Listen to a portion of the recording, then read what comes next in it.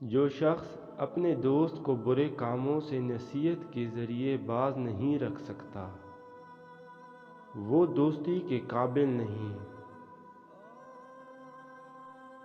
جو شخص خدا کی اطاعت کرتا ہے اسے دوست رکھو، کیونکہ خالص شخص کو دوست رکھنا حق تعالیٰ کو دوست رکھنا ہے۔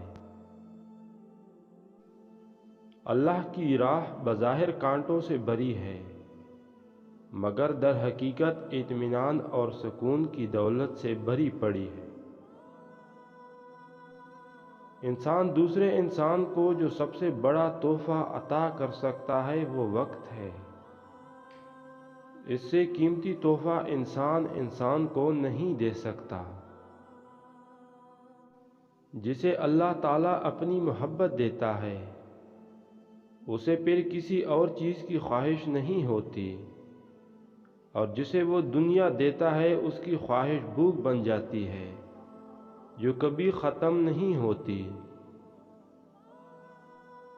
بد اخلاق وہ ہے جس کا غصے کی حالت میں اپنے آپ پر قابو نہ رہے۔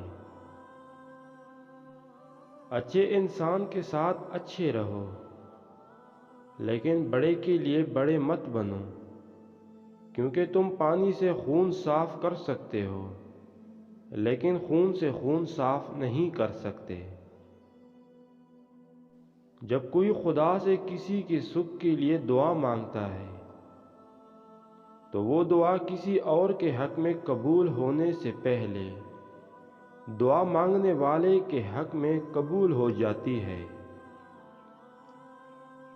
زمین عقل مندوں سے تو بھر گئی لیکن درد مندوں سے خالی ہے۔ لمبی امیدوں کا آسرا رکھنے سے پرہیز کر کہ یہ بے وقوفوں کی خصلت ہے۔ عشق کا آئین مال کے آئین کو کھا جاتا ہے۔ دل کی توبہ حرام چھوڑنے میں ہے۔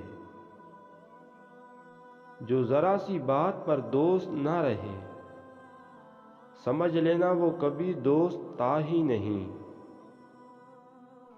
اگر کوئی محبت کرنے والا شخص آپ پر غصہ کرنا چھوڑ دے تو سمجھ جاؤ تم اپنی اہمیت اس کی نظر میں کھو چکے ہو۔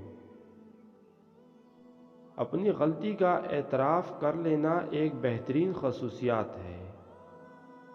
اس سے نفس میں عاجزی پروان چڑھتی ہے اور تکبر کمزور ہوتا ہے۔